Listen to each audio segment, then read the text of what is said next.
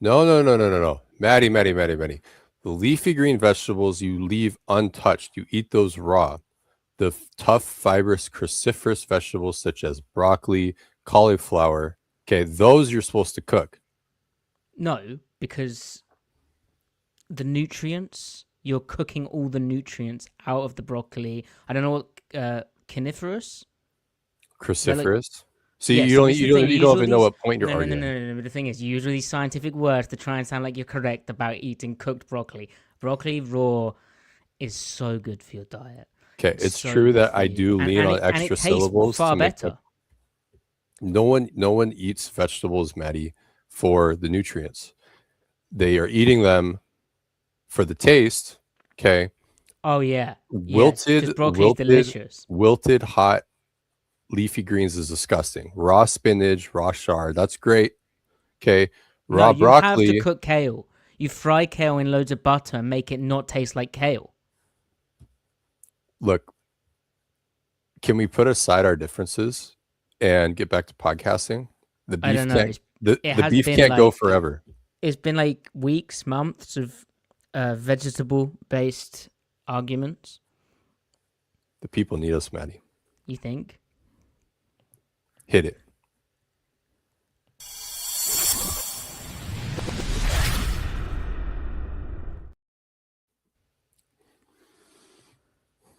Right. Well, we are back for the Seattle Overload podcast, and just in time for the Seahawks playoff run. Where can't remember exactly when we last recorded, Griff, but chat. We'll inevitably have volume differences, so please do feedback ASAP on if I sound too quiet, Griff sounds too loud, and I'll boost my volume up a bit so I sound adequately noisy. But also, Griff, I think last time we recorded, we thought the Seahawks were good. Mm-hmm. I do remember my preseason predictions. You did say like I think I had them going quite 12 and good, 5. 12-5. But then you talked me down to 11-6. Yeah, you had them. You had them higher than I did, and you were correct to be. See, you really had to beat on the schedule. I think Right. um, they've faced some bad teams, but they've demolished these teams, And then they faced like good teams, but then and they've also the demolished them too. NFL, and then maybe the NFL isn't that good, but the Seahawks are actually really good.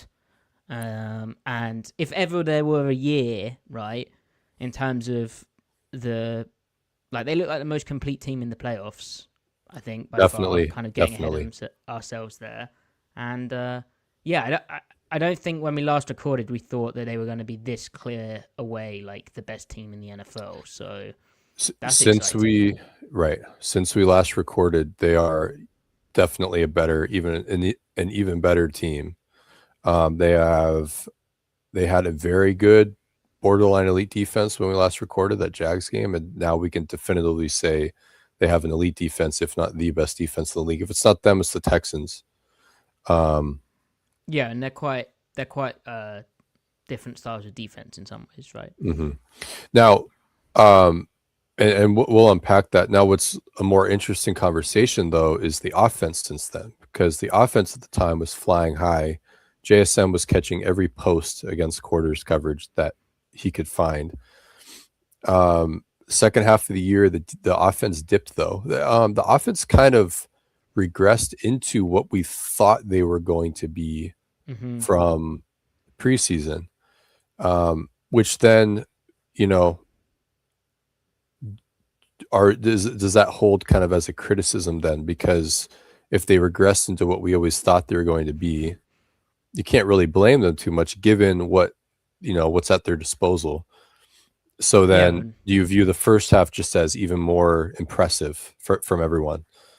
Because yeah, that's how I view it. Like I don't look at the regression as like so and so couldn't adapt. This player actually sucks. It's just more like the total sum of their parts was only going to be able to produce so much. I just view what they did the first 8-9 weeks as really all the more impressive. Really, well, in the 'cause last it's not like three, they regressed into a terrible offense. They just regressed to like mildly below average offense.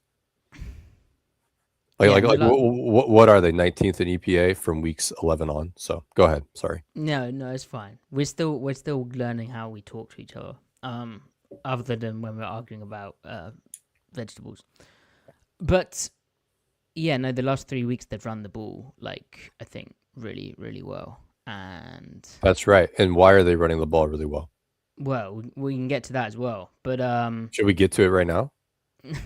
well, I'd just say we can kind of revisit all of our off-season takes at another time. Some to be decided, I still think. But in terms of this specific matchup as well, like, I don't think there's too much that troubles Seattle offense versus defense, and yet there very well might be. It was such a weird Week 18 game. I don't see it going too differently, offense versus defense. Yeah. Anyway, go on, Griff. Get into why they're running the ball better. Why is the run game better? Well, they're running better out of shotgun than they had been, and that's pretty much what's composing the main difference. Why are they running better out of shotgun?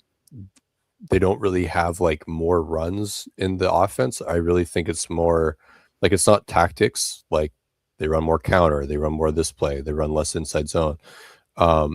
It's predominantly because they're facing more nickel, more too high, and that's a response to them spending more time in shotgun and throwing more in shotgun. Yeah. So it's the cat and mouse game, the counterbalance, the seesaw, as they're spending more time in shotgun, more 11 personnel. Defenses are matching the pass heavy environment. Now that it's pass on pass, the run game can take care of a pass oriented defense a little bit better. So it's all balanced in the aggregate, right? Yeah, and I was shocked also how too high. Like, I mean, obviously Salah has this in his background, but Week 18 they were very kind of too high light boxes, and only really committing to stopping the run when they kind of got gashed on the first few runs. But it was very clear that, like, taking away JSN was a big part of that game plan. Which, I mean, that sounds obvious, right? But kind of proof of concept there that it was opening up run game opportunities. Then when the 49ers started getting after the run a bit more, started fire zoning and attacking it, you kind of saw the issues with the offense as still a thing, in that, you know, the negative plays. What do they do when it comes into more clear passing downs, etc., etc. There's still some, like, troubling signs there. At the same time, like, JSN's the best receiver in the league at the moment. Kubiak's finding so many different ways to get him the ball, even when he's getting that extra attention, and they're trying to take away his kind of first read, like choice routes out the backfield, just moving him around the backfield, just getting him so many targets a game because he's that level of player. Yeah. Should we get some questions? And thank you, chat. It's great to see all of you. And if you have any questions live, please do ask them. Also, Ajas saying I'm a little quieter than Griff, but it's mostly good. So, yeah, I mean, I think I generally am. Right, so questions.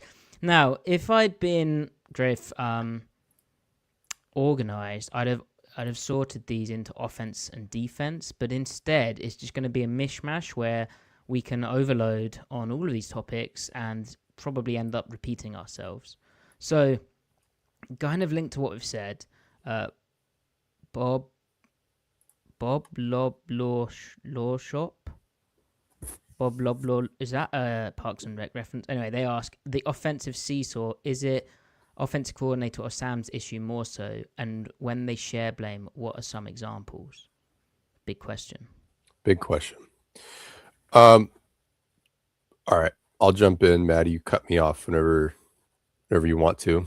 I would never. I think first, before answering that question, like, well, what again has materially changed that you can point to on a screen objectively, and like, so you don't even need to get into generalities yet. Generalities are good, but it's not like, well, they can't adapt, they can't do this, they can't do that. Ever since the Shaheed trade, and now whether or not it actually predates the Shaheed trade a little bit, but whether you want to attribute it to the loss of Arroyo, whatever, they're spending less time in their heavy personnel packages and formations. There's less 12, less 21, less 13 overall. and there's more 11. So it's not like they replaced 13 with more 12, 13 with more 21. It was they've replaced those fewer snaps with 11 personnel. Their 11 personnel overall packages, they don't have as much under center stuff in that grouping as they do the other stuff, which makes sense. But you can be an 11 personnel heavy under center team if you want. We've seen offenses like that before. Yeah, and what I've enjoyed about that especially has been what it's enabled them to do a bit more is get Cooper Kupp involved. We always talked about 11 personnel kind of living and dying with his ability to kind of block like more than an average receiver. And like they against the 49ers, they inserted them up the B gap a couple of times on duo, kind of like almost super duo because every bubble's like got a double team or an inserting guy up it. And you saw his blocking ability there.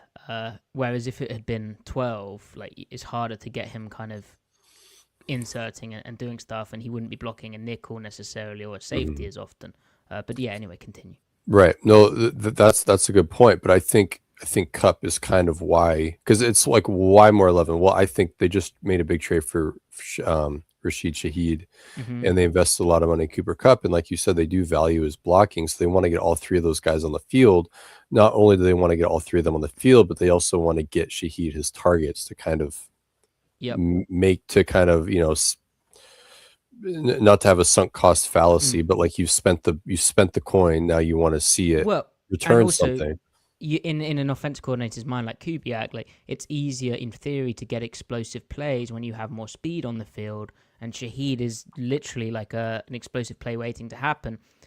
We've seen that in the special teams game, not so much on the offensive side of the ball, but I think it doesn't maybe stressful is the wrong word, but it's certainly nice to have 11 personnel with the third receiver being Shaheed than 12, where the Seahawks obviously have some very talented number one tight end and some like nice complementary pieces there, but ultimately two tight ends or Robbie Oots as your fullback like in a tight end, it's harder to get explosive when so much attention's paid to JSN already.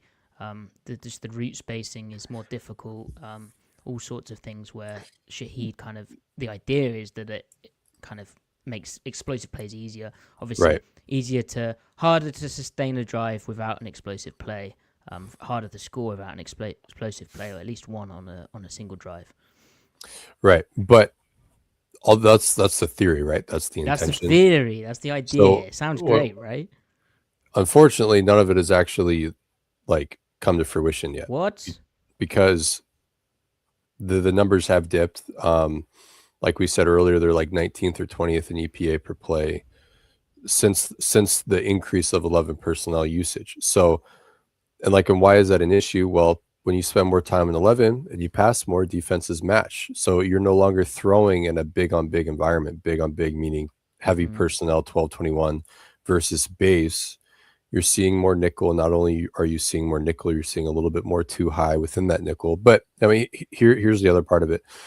Darnold can handle disguise coverage. He can handle pressure design, like the obfuscated pre-post snap. But he can't handle both of those things at the same time. And when you expose your quarterback to more nickel, you get more of that at the same time. And so they're now living in a environment that the quarterback, frankly, isn't very good at and never has been good at. So the only way to fix this is I don't think you're going to get better in 11 per se. I think you fix it by spending less time in 11. Going back to more 12 and cycling Shaheed and Kupp in and out with JSN.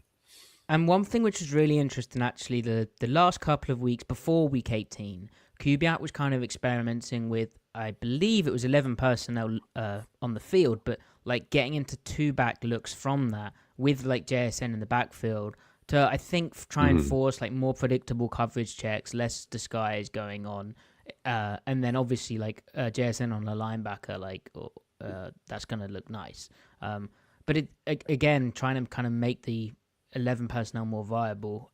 And we have a very kind of pertinent question from, I don't know if I've put the names of people asking questions below or above. So apologies if this was your question, but at Segdeo on Blue Sky saying, any possibility that acquiring Rashid Shaheed actually hurt the Seahawks offense by putting defenses in more nickel coverages coincided with seeing more nickel and dime, which coincided with a drop-off in Sam Darnold's production. I mean, I think that's exactly what Griff's just spoke about. Yeah, and it's not Shaheed's fault. I mean, No. it was a good trade from Schneider, and Great trade, especially for the special teams, right? Like, yeah, it's more so like just revealing kind of, inherent truths about, what your offense isn't and isn't capable of. Like, they shouldn't be an 11 team. That doesn't mean you shouldn't try to acquire as much pass catching talent as possible.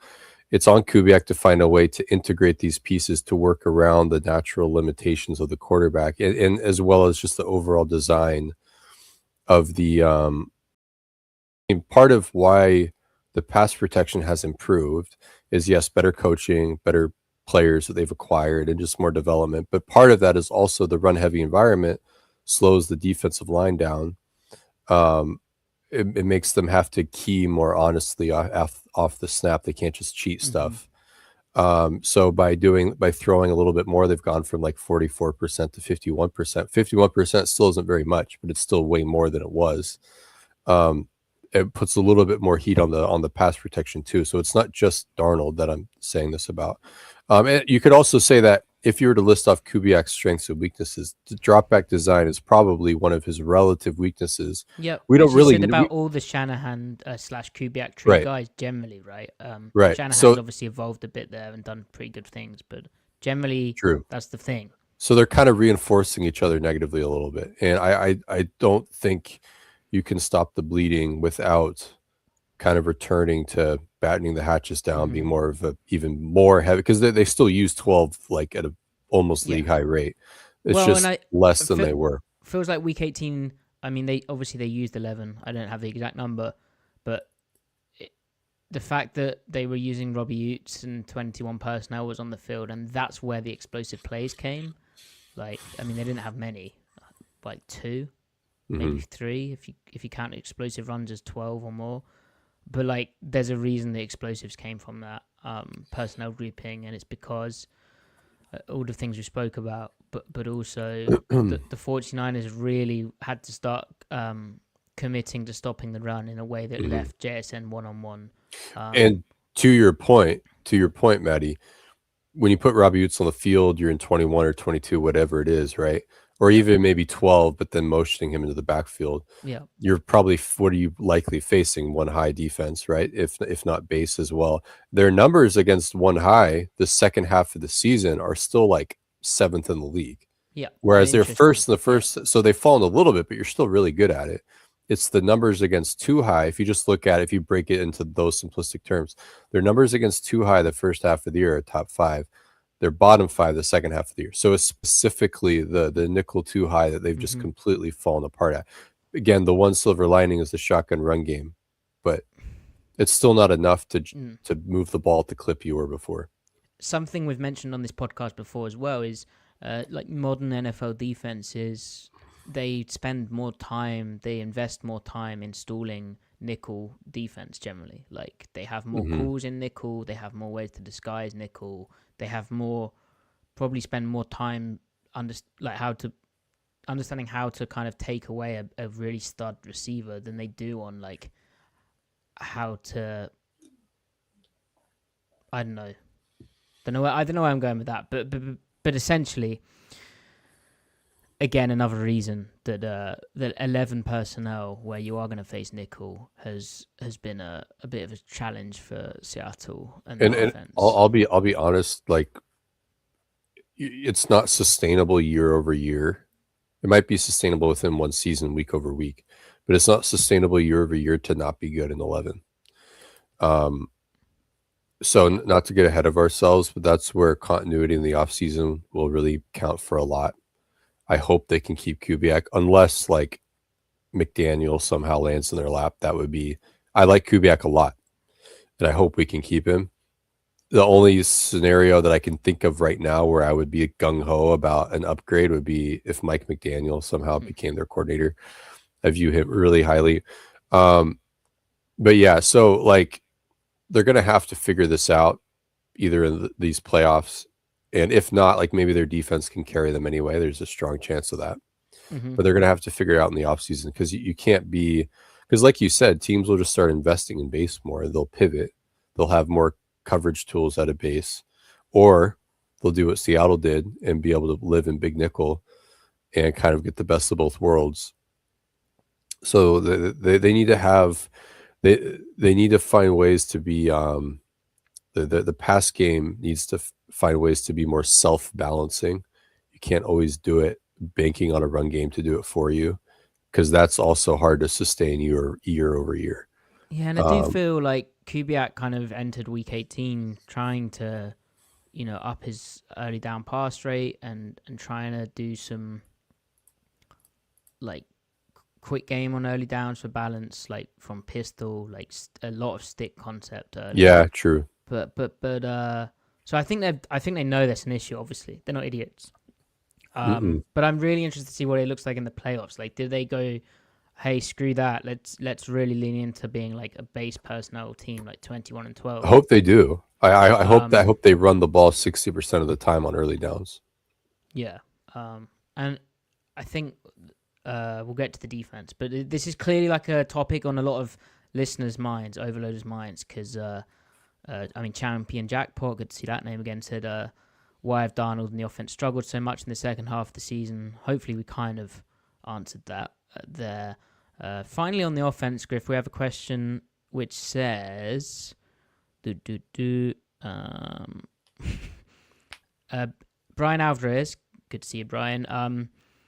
How has Anthony Bradford progressed throughout the season? I mean, I just want to say that I think he's progressed pretty damn well. Like his, but it's more, I think, a confidence thing, and I think having such a veteran offensive line coach has really benefited him. Just the style of offense, the fact that they tried to avoid putting these guys in like pure passing drop back islands for long dropbacks as well. But the main improvement I've seen from him is his short area reaction to guys like taking inside moves or stunting inside or stunting outside has really improved, and his footwork with his hands that's much more connected. In the 49ers game, he made a couple of really impressive blocks, which sprung big runs free. So, he's doing really well. And his chemistry of Abraham Lucas is massively... Abraham? That's so formal. Abe Lucas has really developed. Agree on all counts. And stylistically, the big, huge guards, shotgun running is pretty conducive to their skill sets, because you have to move the guy right on you immediately, because often you're trying to bend off of those blocks, even if it's zone, because of the back path of the running back. So it's kind of not, I mean, it's not that surprising in a sense. I mean, what did he do at LSU? A lot of inside zone from shotgun. Mm-hmm. So, it's cool that he's actually contributing to their success, when, prior to that, he had been kind of the laughing stock, the punching bag, a lot of low hanging fruit. And yeah, I mean, he's got talent. He's always had ability. There's obviously drawbacks too, but like you said, he is responding to kind of like the way to beat him is you beat him quickly off the snap. You don't beat him late, you beat him early. The fact that he's anticipating that, reading the rush a little bit better, I mean, he's 24 years old, like that's still pretty early in the development curve, all things, right? There are some 24-year-old rookies right now, so he still deserves some grace in the sense of he's still a young player, even though he's, what is he, in his third year? Yeah, so I don't know. We'll see. Like, well, what's one of Mike's heuristics? Players are allowed to get better, Mm-hmm. and we'll see what Anthony. They'll probably let him compete again for a spot next year. See what happens.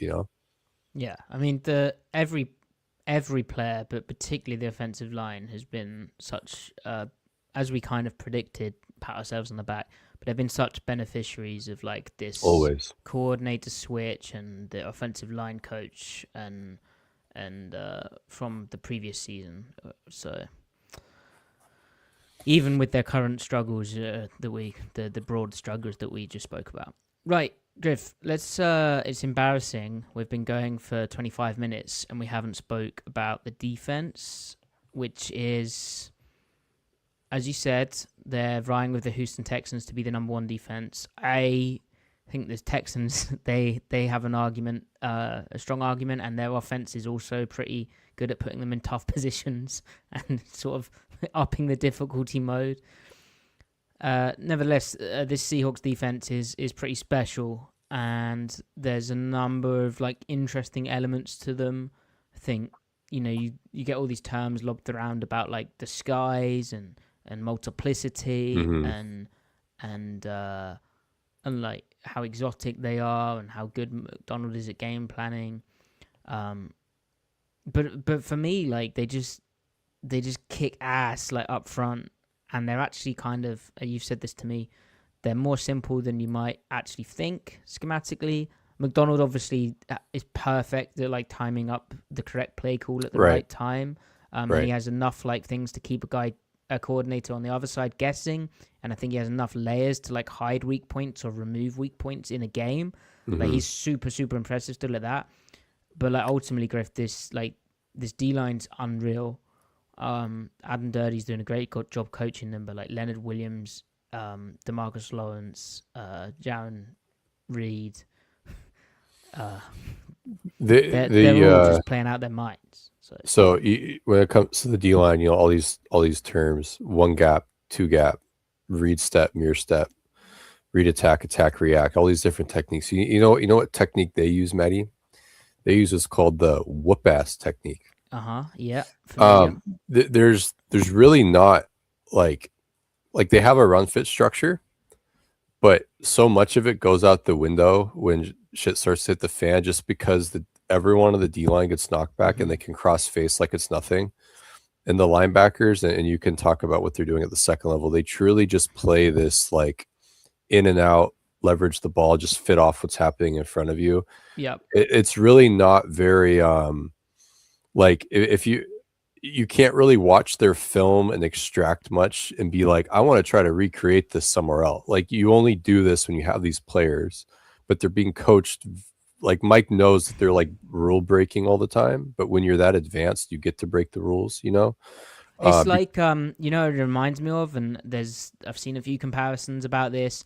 It's a different way of playing still, but like the Legion of Boom defense, their D line would kick ass, like, and guys would do stuff that, like Michael Bennett, for instance, would yeah, make plays that he was not supposed to make. But right. he'd just know that the run was going in a certain direction. He'd know the run scheme, and he'd just fly across the edge and make Hmm. the tackle.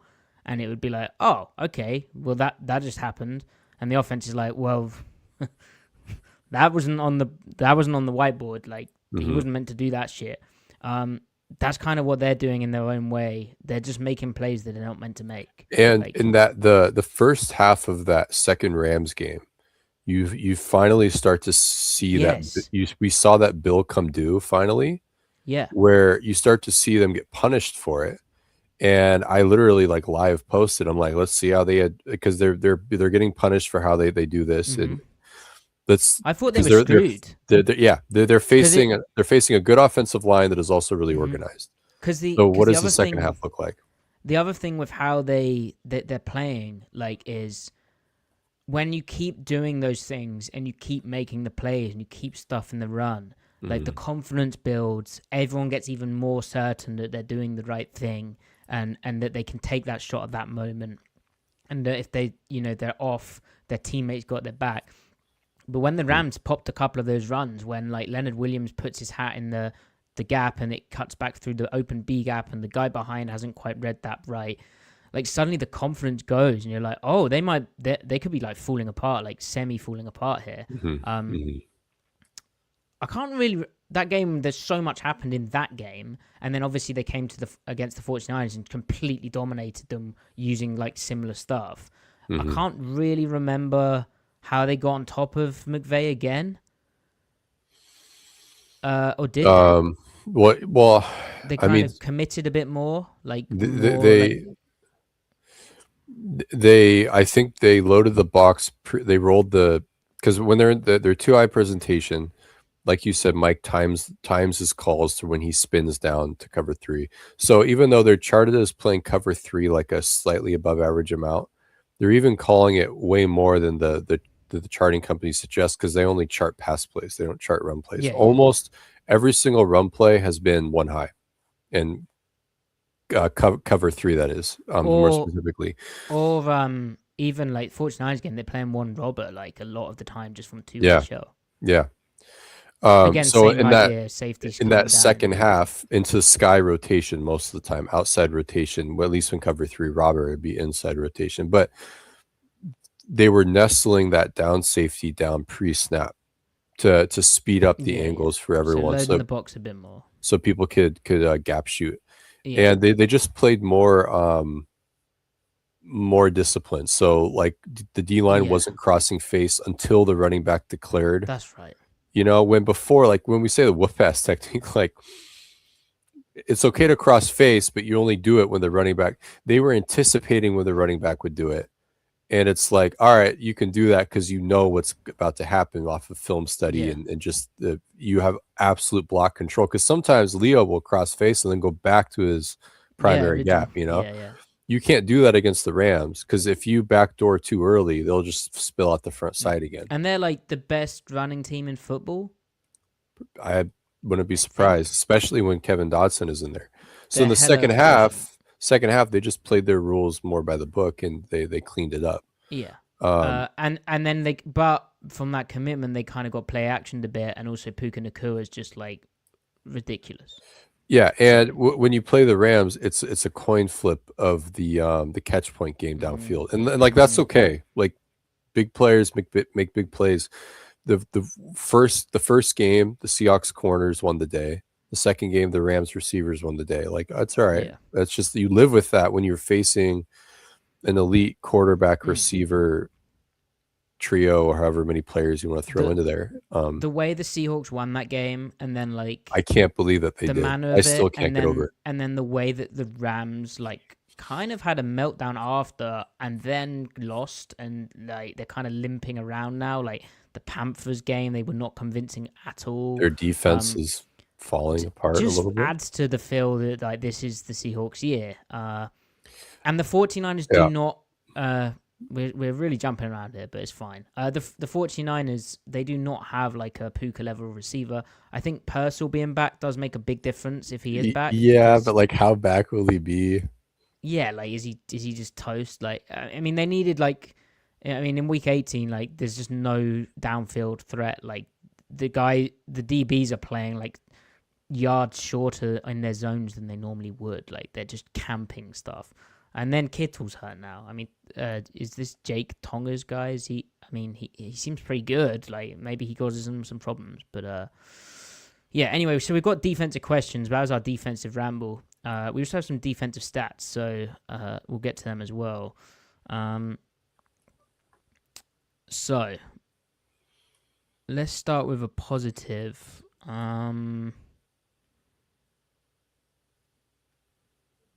Well, actually, we had a donation. So thank you very much, Ben, for your donation. Always supportive. Thank you, and Ben. then Thank you, Sharon. Jordan says, "Oh, so we will have some off-season takes that we'll need to revisit, Sure. perhaps at a later date. But this one we can now. So, missed you guys excited about Nick Emenwari yet? Obviously, we had our concerns about Emenwari as a player coming out of the draft. Griff, are we excited about Nick Emenwari? I think it's another conversation that requires lots of nuance and qualifiers. Hell yeah, I love that. Obviously, the coverage and the association with his name right now is glowingly positive, and he's making lots of splash plays. He's filling up the stat sheet in a lot of ways, and he deserves credit for that. And we've been we have been, or at least I haven't, Maddie. I don't know how closely you've been able to pay it. Well, you've been watching the film every week, so but I don't. We haven't really conferred on it that much. No, But I don't know what you think about Nick Emenwari right now. so I mean, when he was drafted, and as we talked about his game, we always talked about him in the distinct categories of play, especially think about what a nickel is being asked to do. There's so much that they're asked to do. So like it's plausible to do extremely well in category A and whatever in category B and like not have a lot of overlap between the two, because again, you're like a linebacker, you're a nickel, you're a corner, you're doing all this stuff, right? So to start the year, the way I had described it, and this is kind of what we talked about in our last episode, the Jags game, and I wrote an article on Field Goals about it. I had said, like, if I were to summarize that,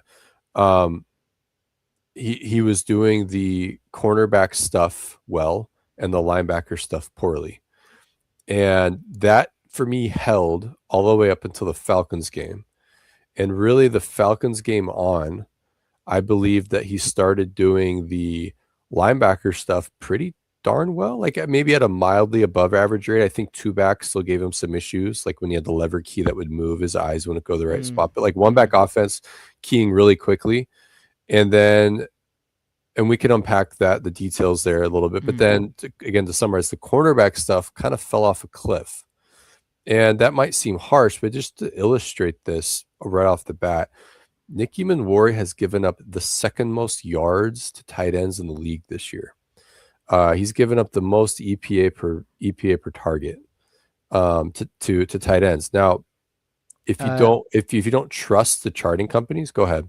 And just as another illustration of that, our friend Keegan at Next Gen Stats, he had Manwari as a hook curl defender. He's given up 13 catches for 143 yards on 16 targets, targeted on 21% of his coverage snaps there. Now, not, again, vicinity type stuff, not all of that may be on him, but I think it's an illustration of his difficulties in coverage along with your stat.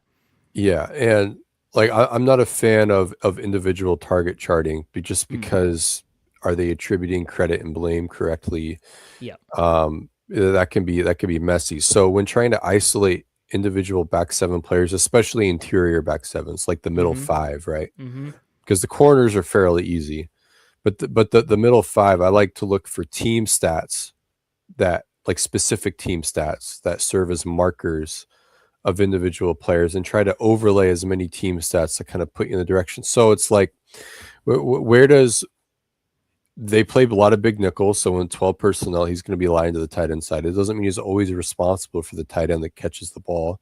But given that we know that the nickel is responsible for tight ends often against 12, the Seahawks as a team, if you're to isolate their weaknesses, because they're so good overall, right? They're the 23rd ranked defense on defending tight ends. And then take that, you can also just look at the individual stat against tight ends. Again, it's like second most yards, first or bottom last in EPA per target. If you just look at his yards per cover step to all defenders, out of like 100 guys that line up at that DBs that either line up at linebacker or nickel, he's like 70th out of 100. So, I mean, he is firmly below average as a coverage player right now. Now, I had said preseason, and as the season went on, one of my favorite things about him was his press technique. And I think that has kind of slowly eroded. But the fact that he did it well for a period, I believe he's kind of faded positively to rebound. The fact that he's improved as much as he has fitting the run, when I'll be completely honest, just totally transparent, I did not think that was going to happen. I just thought he was doomed when it comes to run defense. I just didn't think he had the eyes for it. I didn't think he had the mentality for it. He's playing really physically, and his eyes are processing. It really started the Titans game. The first half of the Titans game, he was stepping the right direction really quickly. Then the second half, it regressed. I'm like, oh no, where did it go? Was that just what was? I mean, he actually had some really unflattering plays on tape the second half against the Titans game. And I thought, like, was that just randomness that first half? But then the Falcons game happens, and it's like he's doing it the whole game. So given that the things that things can change, right? I apply that to the areas where he's not doing as well.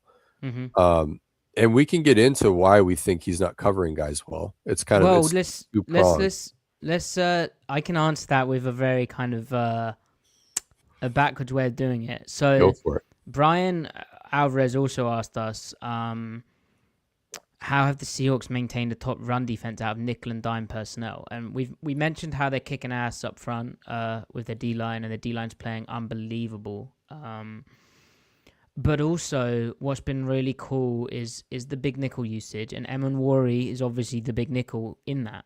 And what's been cool is Mike has deployed him as like, I mean, he described it earlier as like a 4-3 Sam. I've been like rabbiting on about for a few months now about how they're like playing a 4-3 basically structure, which Eamon Worry's basically he's playing often to like the narrow side of the field, which is something we kind of wanted him to be in when we like looked at his tape. And he's also often getting matched up in the run game on tight ends, or against the 49ers it was Juice Check, and he's often getting a very wide gap against one back run game, a wide gap to just like shoot into, and he's reading that really well right now.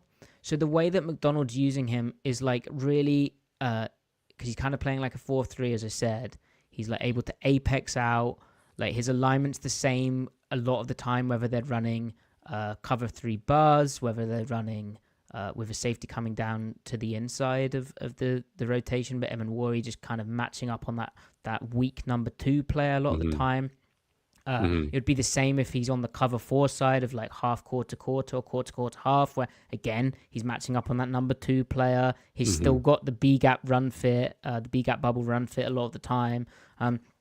So basically, they're able to do a lot of multiplicity things where Eamon Worry's assignment is very, very similar each time. And I think just stacking all of those reps and the same kind of eye progression each time has really, really benefited his game, and just his improvement in terms of coming downhill, taking on contact, playing long. But then also you put someone that big, that fast, who's taking on contact that much better, basically in a phone booth, where it's like a clean phone booth. Like he arrives kind of to that like with no hands on him. Right. That's like awesome for his game. Yeah, he gets the same mental reps, or like real reps over it's and not over. and this isn't an indictment on Eamon Worry, but I've seen like he's his own kind of unique player in that we've never really seen a guy his height and size and speed playing in this kind of role where he's like to the boundary 2 every time, like at the boundary apex every time. Like, he gets compared to Kyle Hamilton unfairly. Obviously the comparisons are inevitable, but The like Hamilton usage is plays to the different. the usage is completely different. Like Hamilton plays to the field, he even plays high. Like he plays to like the slot number 2 receiver type guy. Like Eamon doesn't really do that so much. Or like the comparisons to Cam, where he started Cam doing it doesn't do any less of and that. less. And I think Yeah, part of it is that he was getting beat downfield in coverage because you match less when you're doing what you're doing now. I mean, the amount of times he's playing a flat zone. I mean, like, yeah, I think this is good for the long haul to get the repeatable looks over and over and over again, to get really good at it, to kind of build up the foundation of his process and diagnosis. But like, it's funny, McDonald coming out and using the word linebacker, considering this fan base's history with the connotations it has with the word linebacker, almost used as a pejorative. Had previous DBs had the word linebacker attached to them, they'd swarm like piranhas at it. Yeah. I think that because the defense is doing so well overall, it's easier to embrace. Of course. Every then positive, like you backfill with positive takes on every little minor detail, which is fine. Again, I think these are all good things for him, because I don't view the word linebacker as a pejorative. It's really important to do those things. But yeah, he is kind of just playing Sam linebacker, and like 10 years ago, if you asked what's the least important position on the field, people would have said Sam linebacker. But That's what he's doing. what's really big though for the Seahawks defense is, while their D line is kicking butt up front, what Warry kind of and Drake Thomas, right? But what those guys, Warry, like you in particular, you can like play him as like a boundary apex where he's splitting the distance between the end man on the line of scrimmage and like the slot receiver or the innermost receiver on that side.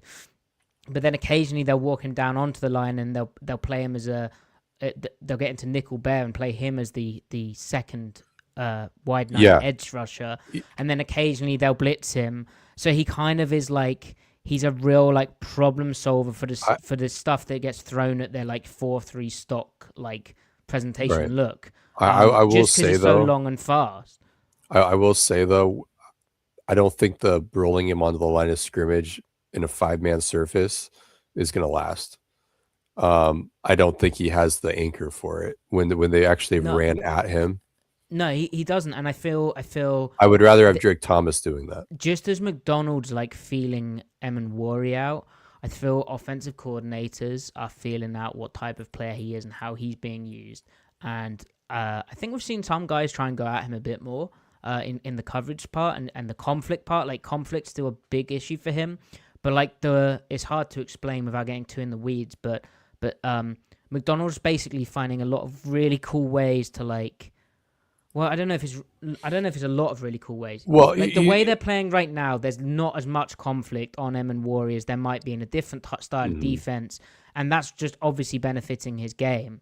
Because you need to own the basics first. So it's like you're not going to be good at 2-back rush offense until you're good at 1-back rush offense, and he's getting there. Like he's again on a dime the Falcons game, and he's sustained that.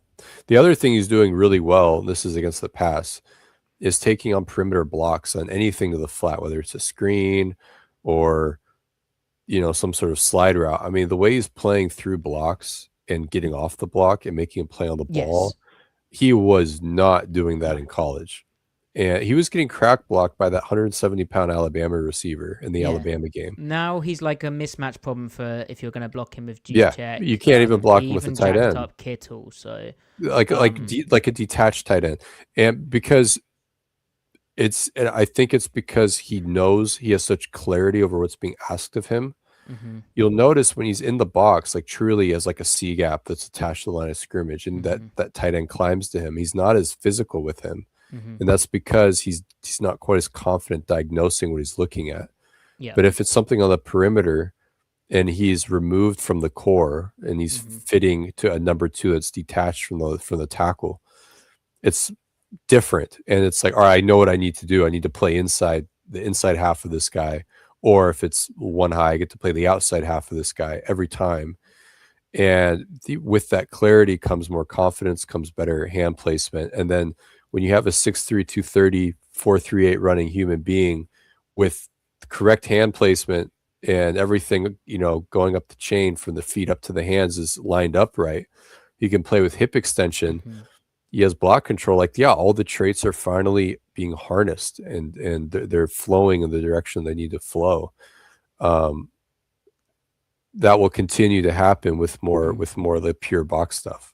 Yeah. What's crazy about the defense now, right? Like, because of how like they're playing like a spread out 4-1/4-3 where the 3-second level guys are like the middle guy's going to spill stuff, the 2 outside guys are going to lever stuff, like turn back stuff, but essentially they're all coming at the ball from the same angles each time while the D-line just wrecks shop like they're an unreal D-line. And they're playing all that from a 2-high shell. Like if you cannot run the ball on that, you're in a world of difficulty. Which is what the 49ers experienced, right? Like the particularly like they on 1st and 10, like they ran. I think it was their pass rate over expected was -14 on 1st and 10 in week 18, which they ran more than you'd expect, and they couldn't run, right? And then it becomes really hard because like. It's like, oh, well, they've 3 over 2 out there and they've 3 over 2 out there if it's 2x2, right? They have the numbers advantage everywhere other than the box because they're playing, they're able to cover down on the slots, but also the kind of apexed Like having had experience going against in the UK, right? But having to coach against the team who played very similar to what the Seahawks are doing right now. Funny enough, Adam Dirty played for that team. But anyway, they're like a 4-3, right? Where they're apexing both the slot receivers, but their D-line's godly and they're able to still stop the run and play too high. Like, it's really difficult. Like, if you were to draw up, like, the dream scheme, right? Like, if, say, you had the best players, you knew this would work. Like, this is what the Seahawks are currently able to base out of. I would say. When you can take care of quote unquote run beaters on paper from even space, then and then also the ability to then wrinkle into 5-man space, like a 4-man front, and then wrinkle your way into 5-man front with the same personnel. It's the best of both worlds. And you like some of their rundowns at the snap. So at the snap, it looked like if you removed the offense from the picture, like you'd think that would be like how some teams play like a passing down, like because there's too high, and they're the guys outside of the box, even the apex players, they're not looking like run defenders at that point, like, so they're able to do a lot of disguising of the coverage, which when they want to, Brian asked, like, how are they such a good run defense out of nickel and dime? Like, there's a number of factors. Emin Wari's part of that. I think, like, we had a question from Mano Wargs, another great name to see again. Given what didn't work with the 49ers offense last week, how do you expect Shanahan to adjust, and how would you adjust to those expected adjustments? For me, Griff, like, I actually do think they'll see, like, if Emin Wari is always on the weak side, or Drake Thomas is always on the weak side, right? Yeah. I imagine we will see them, like, try and get those back onto the strong side. So, like, with receiver flow or motion, like, put the 3 receivers out on the pattern to that side of the field and try and high-low those guys. Okay. Try and get them isolated. Try and isolate that flat defender. I agree. It's going to be flat defender, isolation, and conflict, because where else do you go with the ball? You know? And the big thing, Griff, in week 18 was Trent Williams not being active. And I don't know how healthy he is, but he's going to play. But, like, Shanahan was using so much chip protection against 4-man rush. And it's like, well, if you're using George Kittle to chip a guy, that's really great. That's cute. But, like... well, they can't do that anymore. No, they definitely can't. And Jake Tongas, I don't know how he'd be at chipping a guy, but essentially you're wasting, like, a lateral or horizontal stretcher for that flat defender. And again, from our friend Keegan Griff at Next Gen Stats, the Seahawks flat defenders have the 7th lowest coverage success rate and have allowed the 4th most yards in the NFL. Again, who lines up in the flat in this defense? It could be some of that would be a cornerback. But the flats, Griff, have been the weakness of this defense, like one of the few weaknesses of this defense for a while. Something you spoke of. Predominantly manned by 2 people, right. Nick Emanwari and Drake Thomas. So even the Drake Thomas catch, like, that's them trying to go at him as the flat defender on the weak side, which is something I anticipated. And obviously McCaffrey drops the ball and Thomas picks it off. But I imagine... Like, Shanahan tried weak side stuff this past game, and I think this time, like, look for, like, 3 receiver combinations, which were to where we thought the 49ers had the weak side. Right. I will take that opportunity to say, though, that Drake Thomas, who I was very negative on earlier on the season, he is playing better. I mean, he is. Dude, I think he's playing really well. I mean, I agree for what he's being asked to do. So his whole thing was he just ran at the first thing he saw, right? Yeah, he's still doing that kind of. He's still doing that, but with more patience. He's more patience and decisiveness, so he's going the right direction more frequently. Yeah. And he's a jittery, fast, high density dude, right? In a small package, so that's a lot of power going in one direction with a lot of leverage. So yeah, he is making explosive plays. My opinion on him, he kind of falls into the category of this phrase that I've used as, like, competence at the will spot in the league, where there's a class of wills that are very productive and consistent within a narrow scope of roles that are placed on them. Um, and you don't want to expand their role. And if they're playing behind a really good D line, they really get to flourish. And now you might say, well, anyone looks good behind a good D line, but you can replace them with a lesser linebacker. They wouldn't be making these plays. Now, it's also like there are some players that can do the hard stuff, like matching, diagnosing play action, good hook drops, but then wouldn't be able to make these plays coming downhill, even if it's teed up for them. So it's kind of, and if all you're asking your will is to do the stuff that gets teed up for you really well, then he is the guy for the job. I will say, like, how sustainable it is, we won't really, it's all conjecture until the D line regresses, and hopefully that never happens. We don't have to ask that question. I will say, though, this doesn't look that different to me than Tyrese Knight at his best or Tyrell Dodson. The first month of Tyrell Dodson as a Seahawk, he was averaging about a TFL for every 125 snaps. Yeah. That's what, or excuse me, a TFL for every 75 snaps until he stopped when the double rotation came to a head and he wasn't producing at all. But if you take, which is what I'm saying is that's the same production that Drake Thomas is producing right now. And they actually have similar physical skill sets. It ran out for Dodson. He couldn't produce when things in front of him shriveled up, whereas Ernest Jones could continue to produce even if the D-line regressed. I don't know if Drake Thomas can handle that. If you put together a cut up of when they are ball fitting from too high, which again, thanks to Mike McDonald, is like very rare. It doesn't look very good for Drake Thomas. That doesn't register to most of us in real time because that sample size is so small. So you wouldn't necessarily know. But he's playing so well into contact when like leveraging the ball, so like coming in from the outside in, looking to make tackles with his inside shoulder on the ball and keep the ball on his inside shoulder. Like he's like he's jacking up, like he's using his pad level so well. If like a lineman comes up to the second level on him, he's pretty, like, I'm just so impressed with how that second level is playing together. Like they're all on a string, like the two outside guys and then Jones on the playing inside out and stuff, like in the middle. The D-line's kicking butt, and that is really helping them play how they do. Again, it's a hard thing to explain, but like you can't live in what they're living in without like the D-line just playing astonishingly well. But the D-line is playing astonishingly well, so the Seahawks have been able to live in it, and you know, they still have to leverage the football appropriately at the second level, and they are doing.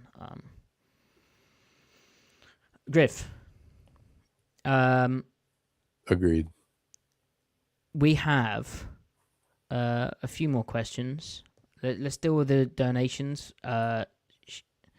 Shiv saying, as someone attending the game, is Fred Warner going to burst out the logo on Saturday like Jesus needs to, or should I demand a refund? I think you need to demand a refund because he's not playing. So, yeah, get your refund. The theological considerations will have to wait. Yeah, I think, Shiv. Sorry, pal. And thank you as ever, sir. Yeah, thank you very much. Where do you want to go, Griff? Do we want to talk the All-Pro team? Well, hold on. Should I just rattle through the rest of the questions? Sure. DK Marabo, how replaceable are the upcoming major free agents? I know Woolen is not replaceable. Wow, that's Griff. Someone aligned with you there. Josh Joe, Boye Mafe, Kenneth Walker, Kobe Bryant, Tyre Carter, and Drake Thomas. We also have a question about Drake Thomas. Sorry, about Akada saying, Brian asked, could Tyre Carter replace Kobe Bryant going into next season?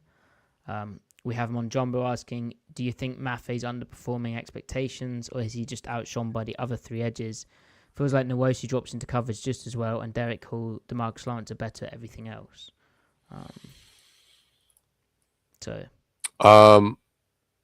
I think maybe first on Mafe. Mafe is actually playing fine. Just the other guys are better.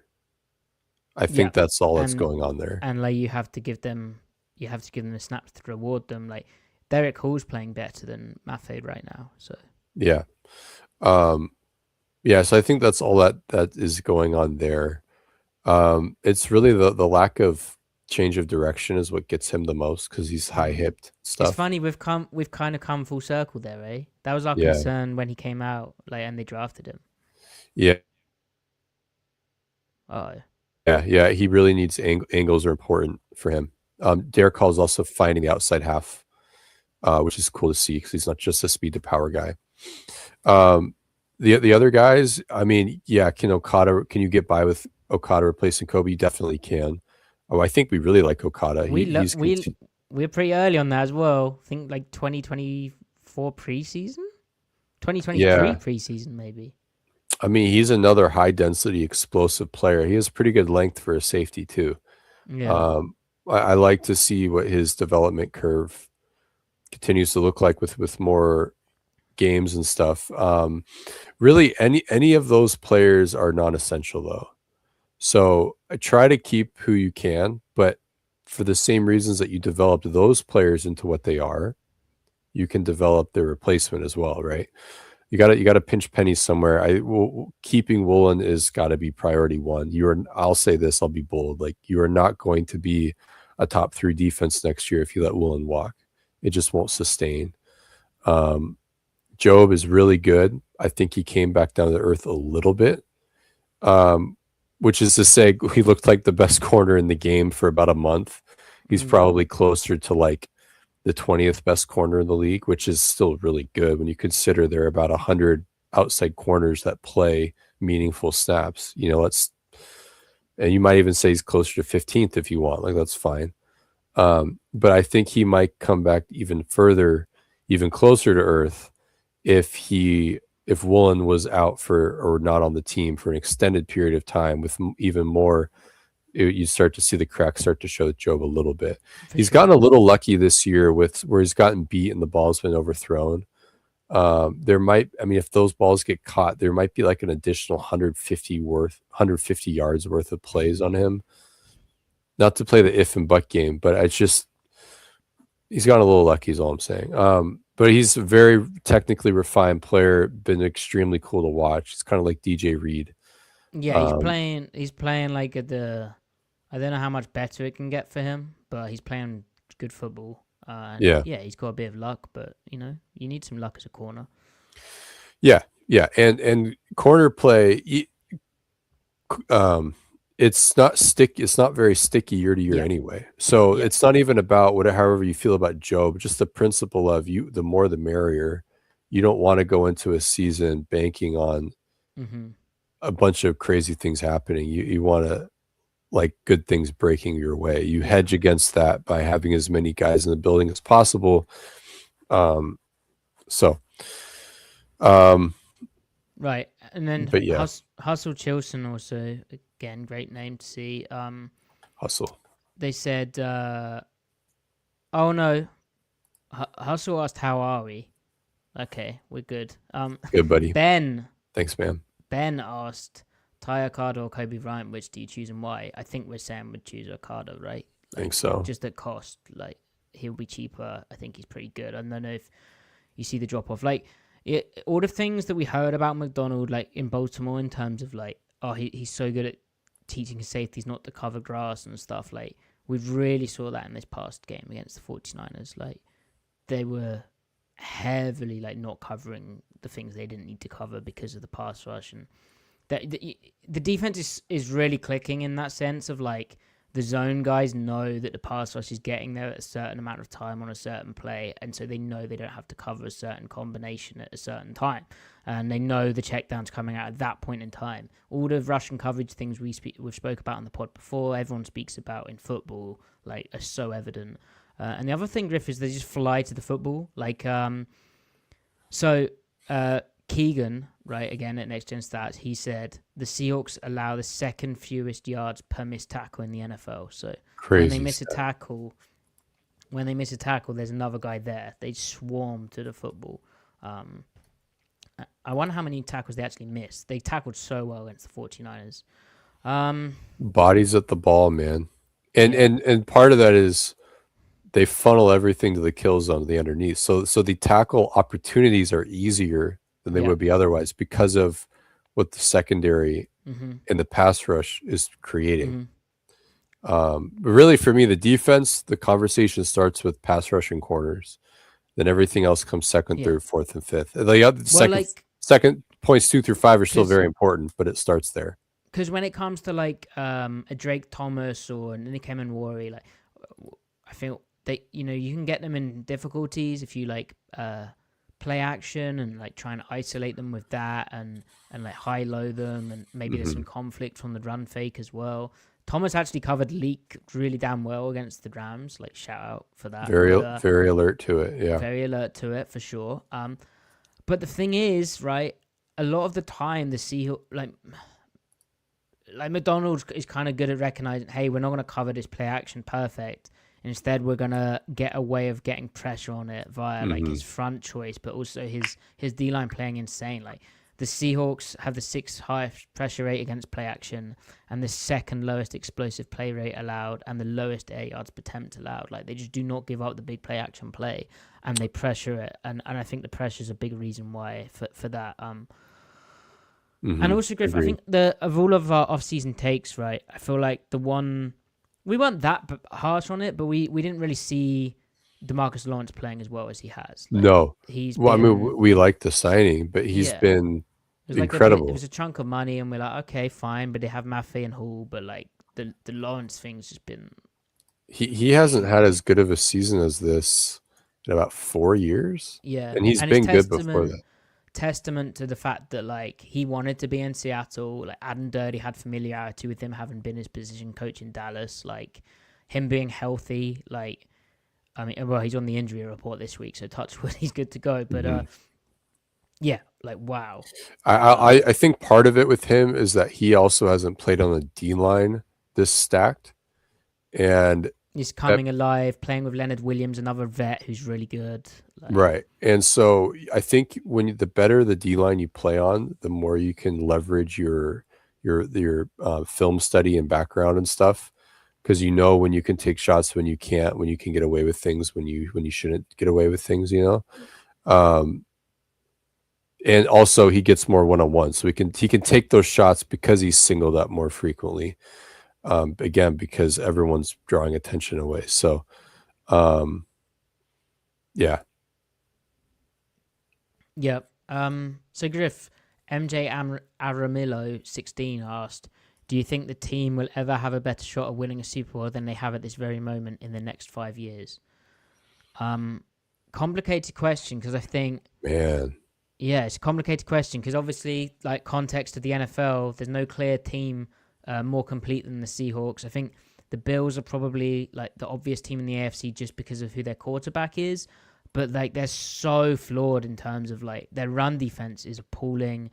Their like whole defense in terms of like how they trying to disguise coverages is like it feels kind of like it could fall apart. They're very kind of reliant on winning a shootout, I'd say, and I just feel like if the Seahawks were to face them in the playoffs, you could get like a Denver Broncos style Super Bowl 48 thing where it's like, hey, look at this high-powered offense playing this defense. What's going to happen? Bang. And they're not that good. They're not as obviously productive as the Broncos were in that year. So Right. Well, yeah, the I think it's a down year for the league, and you also have the best defense in the league, and any it's rare to have the single best unit more than 1 year in a row. Like more like 2 years in a row or more. It just doesn't, it's so rare that happens. But having the best defense in a row 4 years in a row. I mean, having the best defense in the league 4 years in a row with the Legion of Boom just doesn't happen. Like, so right. And Griff, sorry to interrupt there, but I think that's an important point because the LOB was young, right? yeah. This defense, the LOB had an unreal D line, right? But it was young enough, and they kind of added to it a bit. And the Seahawks could add to their D line too, but I think like after this year, like another year on Leonard Williams, obviously Byron Murphy's still a young player, but DeMarcus Lawrence is towards the end of his career. Like Maffei and Hall's still young, but they'll need to add like D line pieces because I would say this team is more reliant on their D line than the LOB was reliant on their D line, which sounds stupid. And Well, that's definitely the case. Just it's relative. I mean, the back seven is it still very good, but it it's is. all relative, right? But Um, basically the and especially the way they're playing. And I don't think McDonald could certainly evolve to like be less reliant on how the D line's playing, and he has yeah, done that in the past. Like I don't think for the sure. Ravens were playing to quite this level of like, hey, we're gonna fuck shit up on the D line and figure everything else out, right? I Like mean, the Ravens were doing. they had like the 10th best D line, not Right, third best D line or right, whatever. right. And I'd argue like the Seahawks in some ways their D line's the best in the league. Like certain things, like the run game stuff, the way the D Yeah, line makes plays are probably the best in the league. yeah, yeah.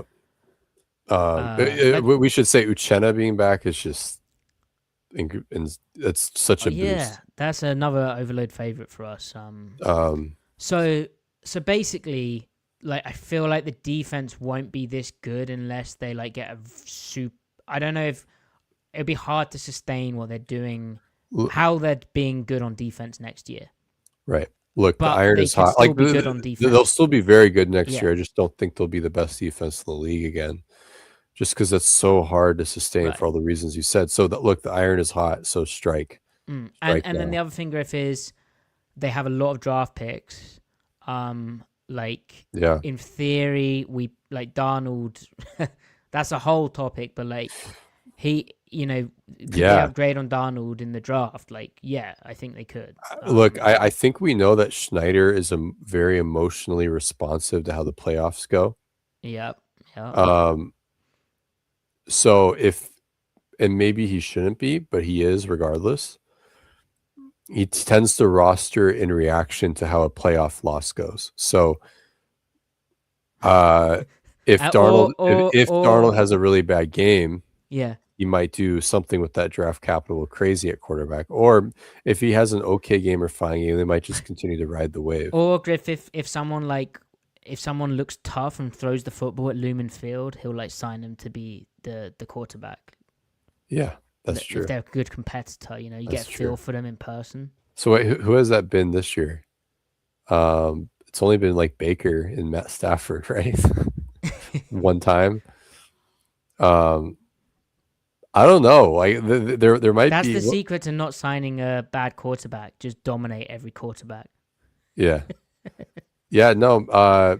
Chicken Chaser says Mac Jones. Honestly, I would sign Mac Jones, keep Sam, and let them battle it out in Oh camp. my Well, god, let that be interesting. Griff, we're talking about a Um, team which is looking like a Super Bowl favorite here, and yeah, we're talking about unseating the quarterback, which I think speaks to how complete this team is. Like, yeah. and If and if the post ball can be brought back to life, they're going to win the Super Bowl. right.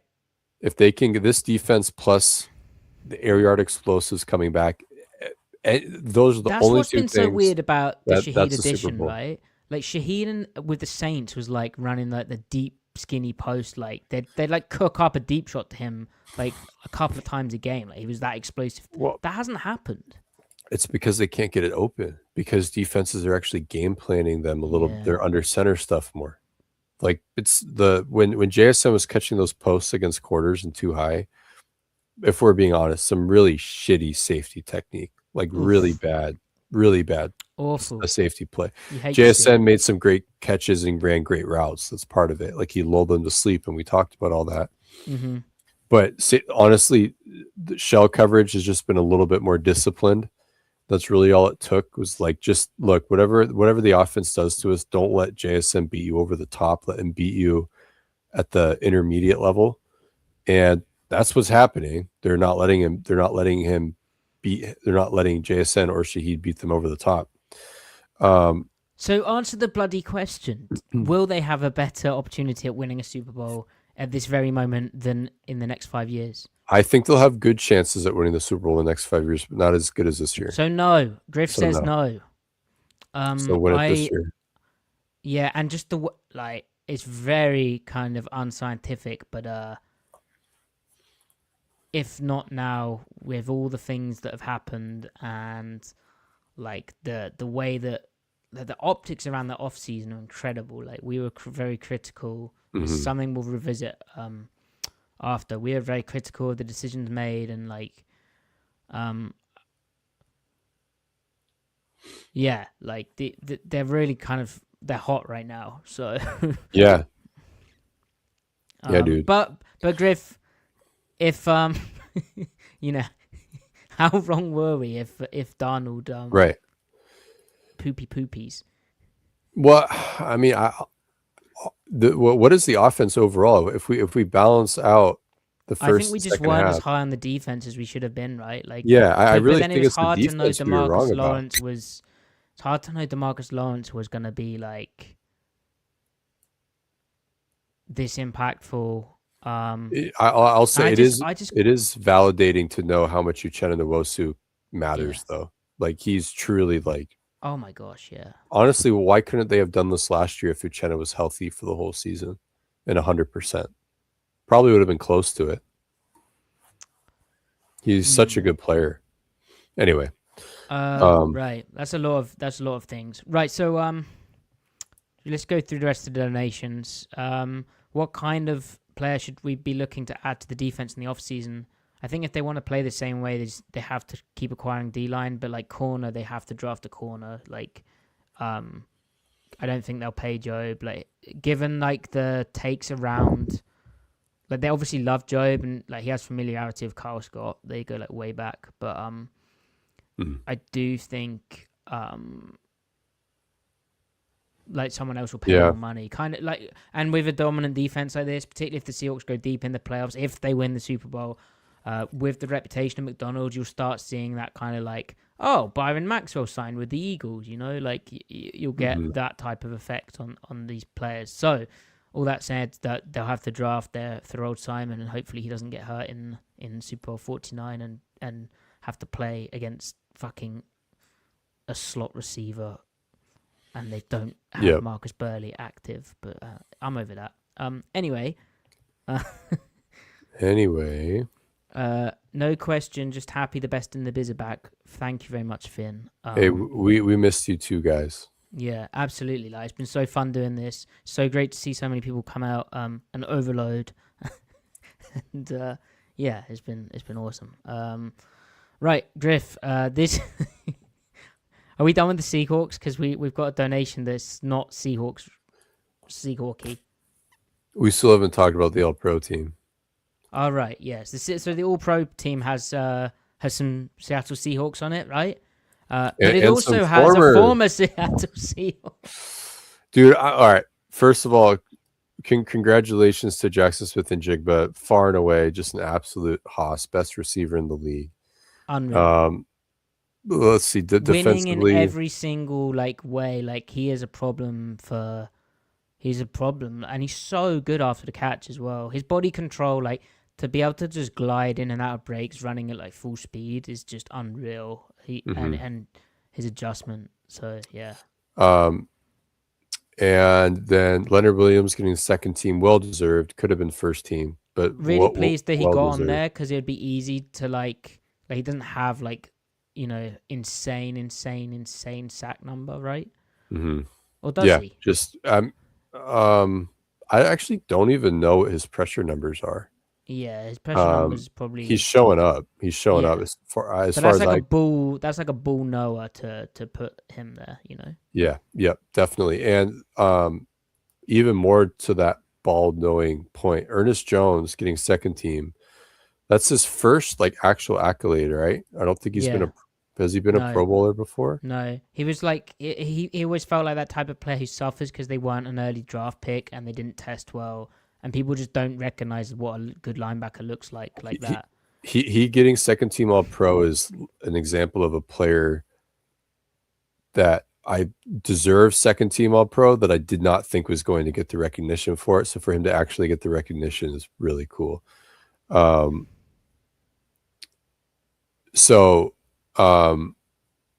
then the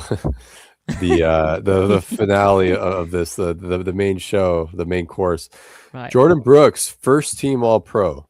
How about that, man? Good for him. He should have gotten second team 4 years ago. Yeah, I mean, but That's It's impressive to do that. Did he it's have really cool to high see. tackle numbers on a terrible defense as well? Like, it's the key, isn't Yeah, it? he did. The Yeah, TFLs were there, but then like the run stops like led the league, tackle short of the first down. yeah. I think the reason why he's getting more TFLs in Miami, and really it's only slightly more, is because he's not Mm. splitting snaps with another TFL eater in Bobby Wagner. Yeah, well, Because and also they would steal Also, Bobby has more TFLs removed from Jordan because they would steal them from each other. yeah, yeah. Um, but And with the exception of 2022, Brooks has always had a high TFL rate compared to his snap count.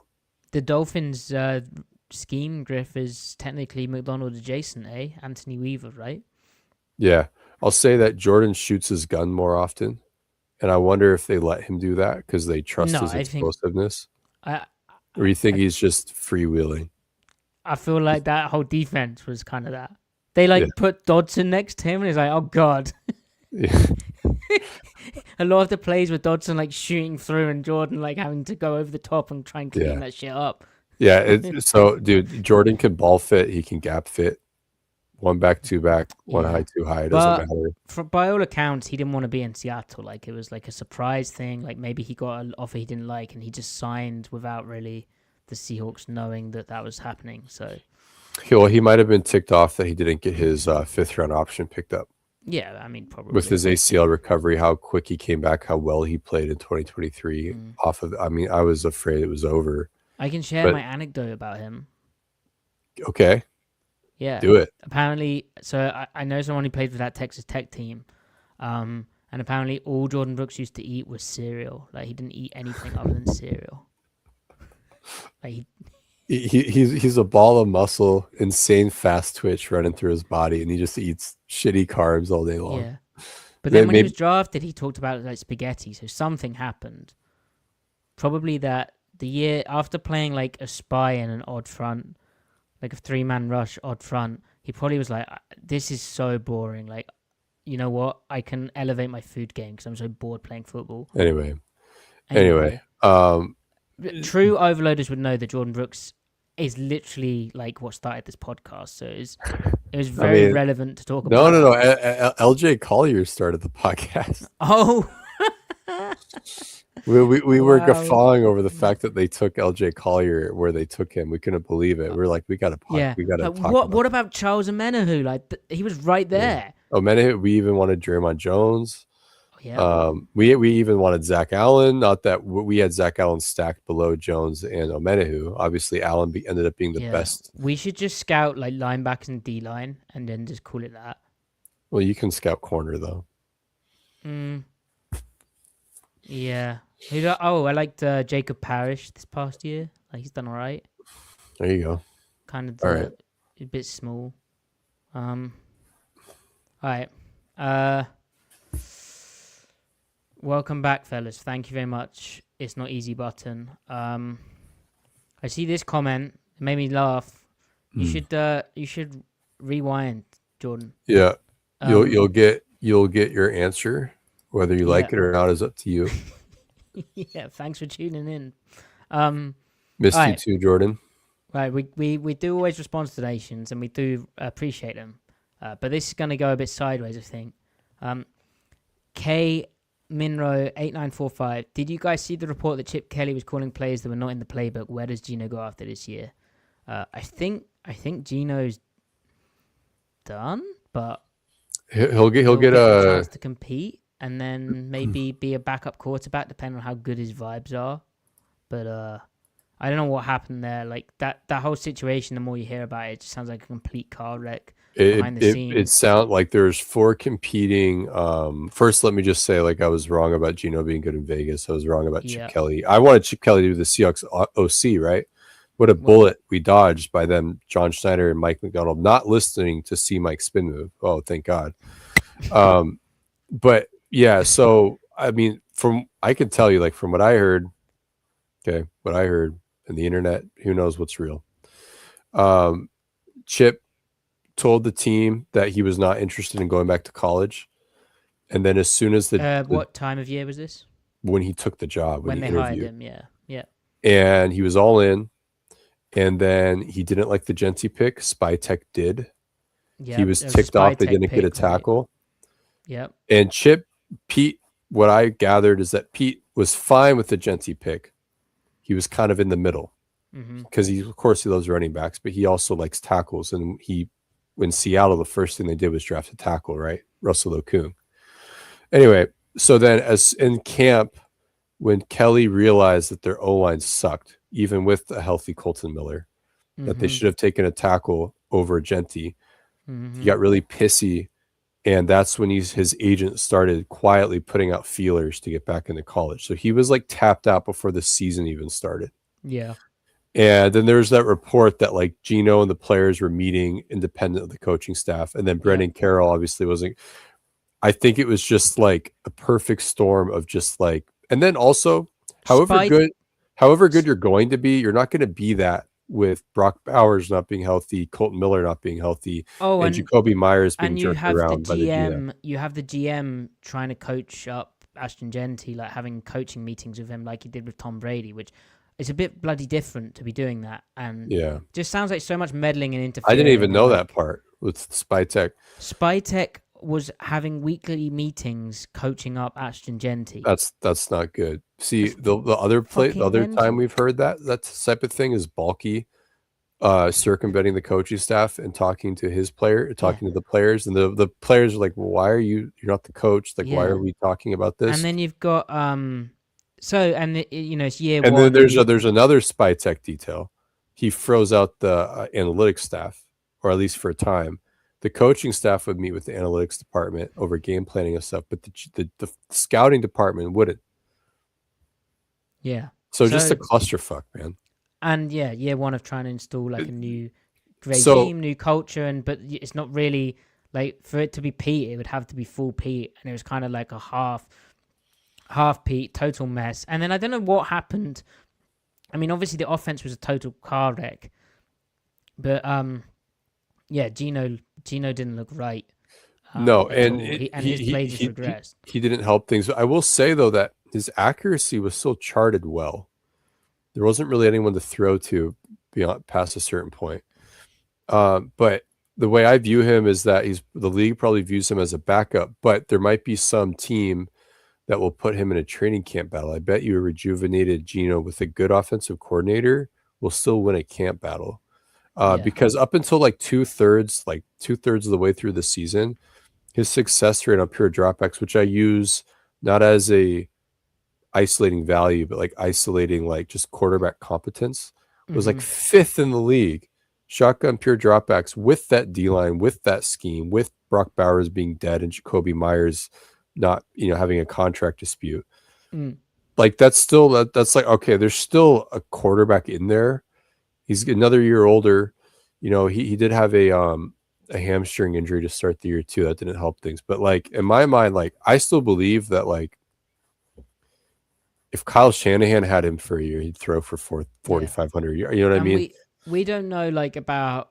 I mean, Gino. Like, I've met the guy. Like, he seems like a perfectly normal NFL quarterback type guy. We don't know behind the scenes like the intangibles aspect of if he's not meshing well with coaches or he's like clashing with players. Like we don't know that. Like that would be another reason to. Now, if he doesn't land as a backup somewhere, like clearly he doesn't want to do it. Like, so anyway, yeah, inevitable we'd be asked a question about that. Thank you for the donation as well. Yep. Pretty even-handed question as well. But I hope we ate sufficient amount of crow from the people that wanted us to do that on that. Yeah.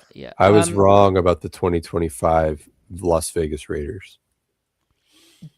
On the subject of Jordan Brooks, which we were correct about, kind of, I think it serves as a really important example of, like, that pick from the jump was, like, heavily criticized as being a total reach. And there was, like, there was, at the time, a big discussion about the value of off-ball linebackers and whatnot, but also, like, this Brooks guy can't do anything, like, he's not a good player.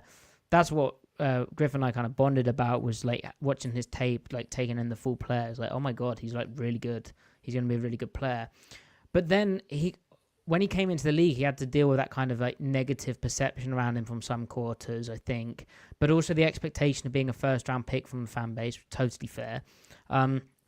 But then also, in a struggling defense, he obviously looked worse, like every player did. And like if you put him like behind what the Seahawks have now, like he'd be unreal as a player. Just and so the point being, there's so much context with players, and so with how the Seahawks are playing now, like some of these players are looking that every player's benefiting, like they're all benefiting, and that's really cool. But also when it does come to the off season and some players walk, or get paid more elsewhere, it'll be interesting to see how the players who come in do. Obviously, that it's crazy we're talking about this, given it shows how good the Seahawks are right now. But like with the Legion of Boom, they found it hard meshing with the culture and like taking jobs and competing with them, and that's kind of how it's been well documented. But that was part of why it sort of dwindled a bit, even though their defense was sustained great like 4 years in a row, as Griff mentioned. But then also like during that Super Bowl run, Malcolm Smith was arguably the Seahawks' best linebacker. Like he had an unreal stretch down the playoffs. Like KJ Wright was the worst of the three, I'd say. And did he get hurt as well? Anyway, Malcolm Smith played unreal football. Obviously, got paid pretty big bucks to go with Ken Norton and the Raiders, and so there will hopefully be a playoff run for the Seahawks, and there will be players who I think in any playoffs they play out of their mind, like they just come alive, and that could be Drake Thomas. Like he's hitting really good form, but maybe he's not someone they want to pay. Like in theory, they should be able to.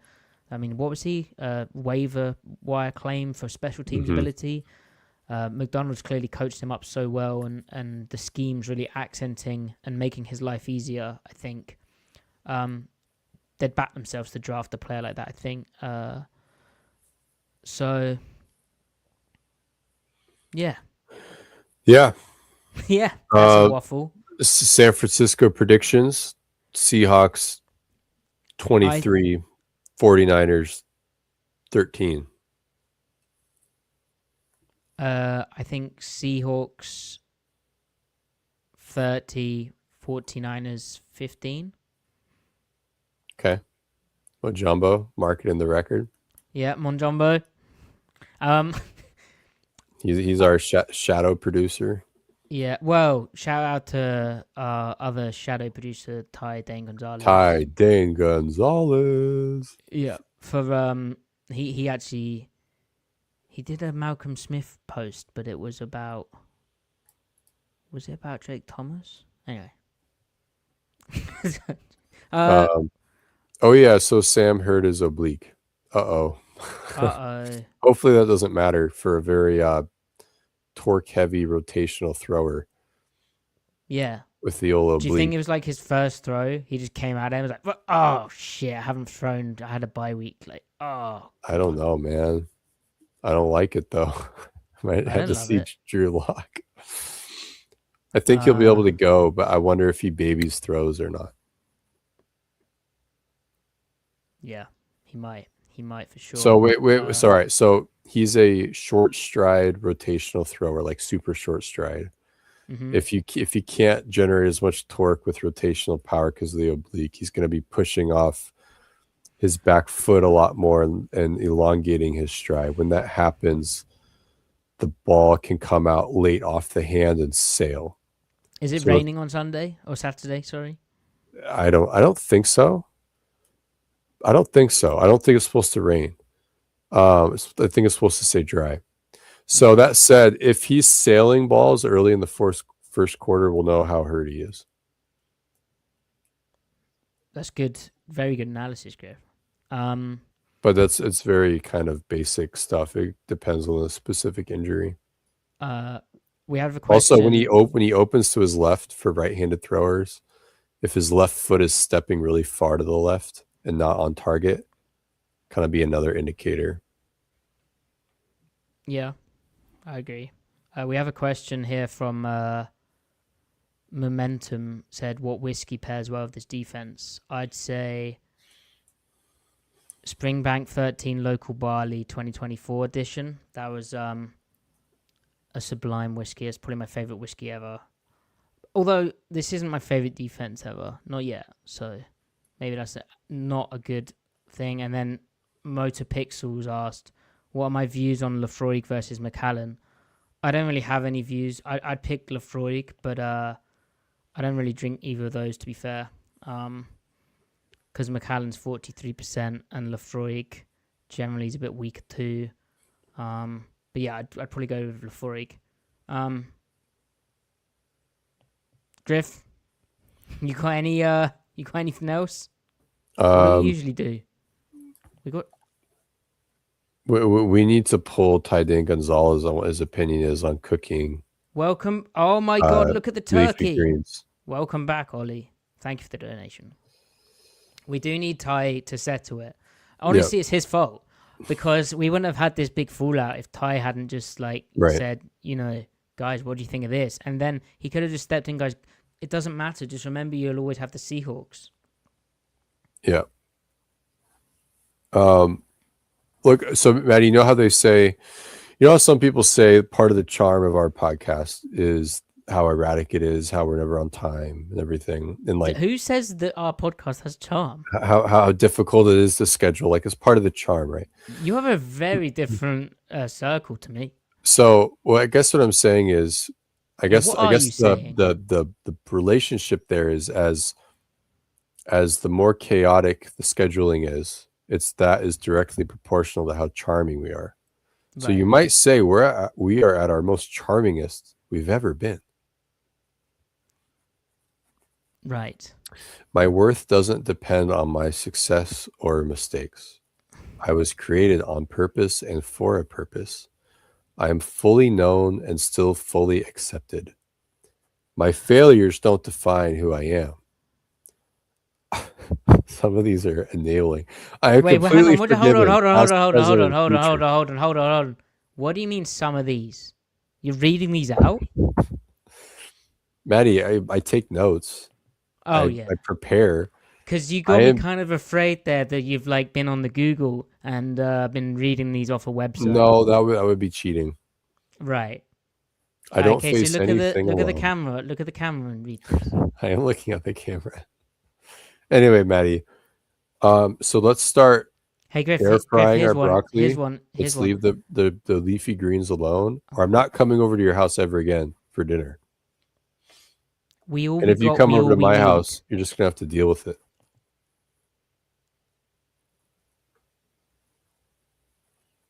Hit it, Maddie. Peace is possible, even in chaos. That is very apt.